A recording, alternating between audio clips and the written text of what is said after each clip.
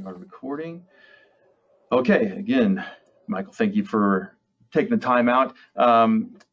First question, just if you could just kind of give a brief synopsis of your current position, your team composition, industry, things of that nature. Just a little head off to know what, so we can compare against other industries.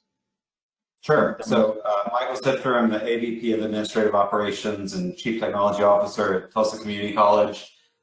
I've been there for 5 years, started as the Chief Technology Officer, and then in the middle of 2019 took on the AVP role, which included facilities. So everything from deferred maintenance to construction management to vehicular fleet. It is now my responsibility for the past year.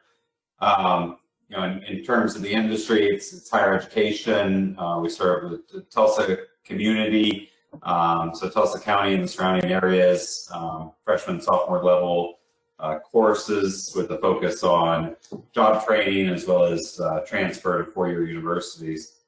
In terms of team composition, I have 5 directors as direct reports, 3 on the IT side, in charge of kind of application development, infrastructure services, and then IT support and network services.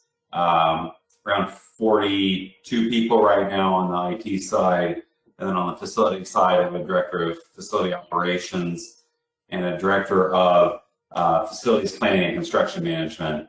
Around 60 people on that combined team.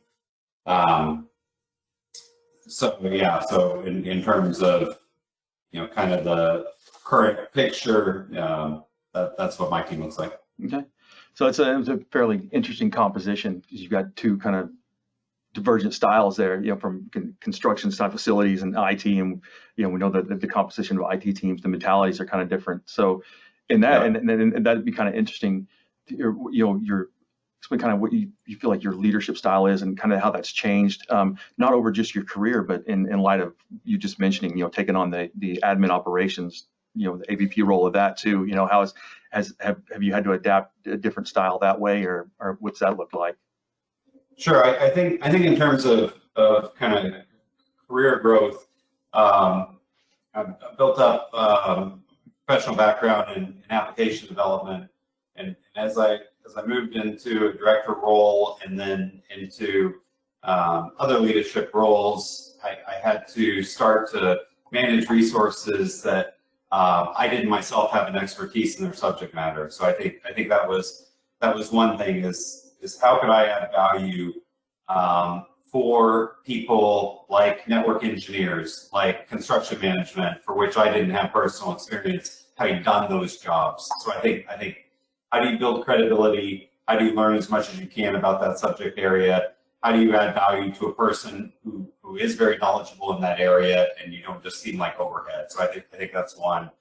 I really try to empower team members with responsibility. That's why the org chart is there, is to scale, to allocate work, but then also to hold people accountable.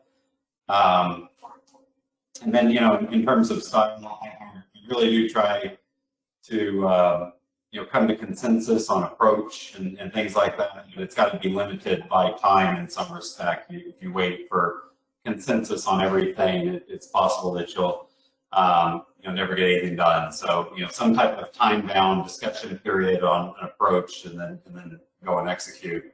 I know another point of the question is around mentorship, which I think is important. I've had you know, the benefit of good mentors throughout my career, in kind of different roles. The first person I consider a professional mentor was a software architect, and that really was key for me learning the foundational skills around software and e-commerce in particular. And then as I moved up through my career, you know, future mentors brought different skills. They didn't necessarily have a software architecture engineering background, but they had operational skills. So, you know, everything from human resources to legal to accounting and finance, and seeing people I reported to that were very, you know, fluent in those processes and I could learn from. I think that was very important. I've not had the benefit of a true technical mentor for a number of years now, probably since I've been either a director or CTO. But I've been able to learn from the people I do report to, a lot of other skills that have helped broaden my I guess vocabulary and skill set as well. Okay. Thanks for that. So we've gone along with that. I kind of want to go into some of the more detailed leadership steps now. Question number 5, particularly, the conflict negotiation piece, which is obviously huge for somebody in your role and coming up the ladder that way. How do you handle conflict negotiation and disagreements between the team members, especially at your level where you're talking director level underneath you? I mean, how do you handle that type of disagreement? What's your approach there? Sure. So I think trying to be as direct as possible, and on the other side, avoiding the rumor mill. So if you think there's a problem, or if a problem's reported, don't brush it under the rug. Don't feed into how it's reported in terms of kind of that rumor. You really do have to jump in and try to diagnose the situation. And I would also say you have to adhere to some sort of organizational chart. So, if there's conflict that spans a couple of teams, make sure you have the right people looped in and aware of what's going on. But I'd say, this is kind of a silly tip, but as quick as you can move conversations from email to in person. And now we have to use the term in person, maybe a little more subjectively. In quotes, maybe. Either phone or face-to-face like this. People's tone and aggressiveness are completely different in email or electronic communication. It seems that getting people in person just to sit down, not only is it a little bit disarming, I hope that it shows that concerns are being taken seriously, and it just seems more conducive to problem solving than getting a rant in an email. So I think those are some of the things that I try to apply. Is try to address it head on. If you hear someone's got a problem, call them in and just have a conversation person to person. Okay. So over here, how have you handled? I mean, you obviously consider yourself fairly adaptable and capable of change management and negotiating change that way. Kind of describe a little bit about, I guess, your approach to that, and then how has that changed in light of this, the pandemic there? I mean, do you feel like you were prepared to handle this sort of change, or there are things that you'll take away, maybe some tools that you'll put in the toolbox for, should we hopefully never see this again, but anything like it to be able to ready to move on? Sure. I'd say that, something like this is incredibly challenging to plan for, especially in the early days. Kind of we started with, I think it was early February, with a critical incident team. So bringing in people from across the college. At the time we were meeting, I think it was on a weekly basis. And we did that for 4 or 5 weeks before spring break. And really it was fine-tuning an incident response plan, contingency plans, things like that. And then, as you know, it went from there, it was starting spring break, and it went kind of straight into our disaster recovery playbook. Very reactive, and I think as we talk about the go forward or the lessons learned, it's how can you go from reactive? How can you go from responding to the immediate need to being proactive and working towards a goal? And I think that was tough. For us, that meant if employees couldn't be on campus, how do we get them the tools they need to do their job remotely? And with the supply chains the way they were in March and April, it became critical to have a good relationship with our vendors.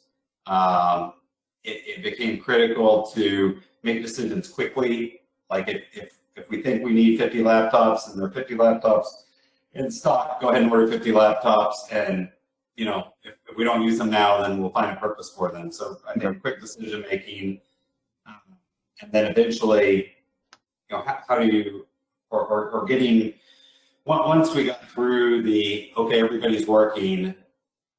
And I think the other part of a pandemic like this is that we always expected, in April, we expected things to be back to normal in June. And in June, we pretty much expected to be back on campus for full effect in fall.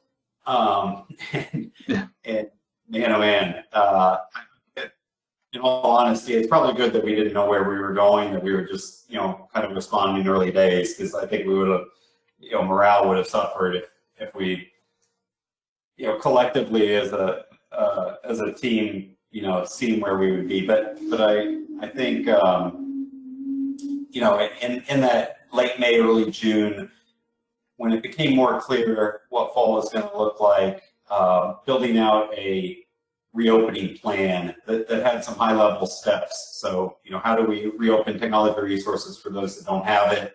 How do we reopen in-person services for those that need it? And then, what does return to on-campus classes look like? And man, it was a ton of work, and I know everybody's gone through it, but and getting people to feel safe to come back to work, as I'm sure you can appreciate, convincing faculty to get back in class. It's a high bar that we have to meet in terms of them feeling safe, or they just frankly won't do it. And I think we probably see that dialogue playing out in K through 12 a little bit, where physical distancing just isn't possible when you have 34 kids in a class and schools that were constructed in the 1940s. It's just really tough. So, anyways, I guess to kind of summarize, really tough to plan for, come up with high-level goals or milestones, and then iterate on them regularly. And it was good. We have a pretty experienced team that's been working together for a while. I'm thankful for that. I'm thankful that we didn't have a bunch of new people that weren't comfortable with each other, didn't trust each other, had their own agendas. It was. If I'd started this job and then this had happened 3 to 6 months in, it would have been very difficult. Absolutely, so, absolutely. Leverage those relationships that you built quite a bit. Absolutely.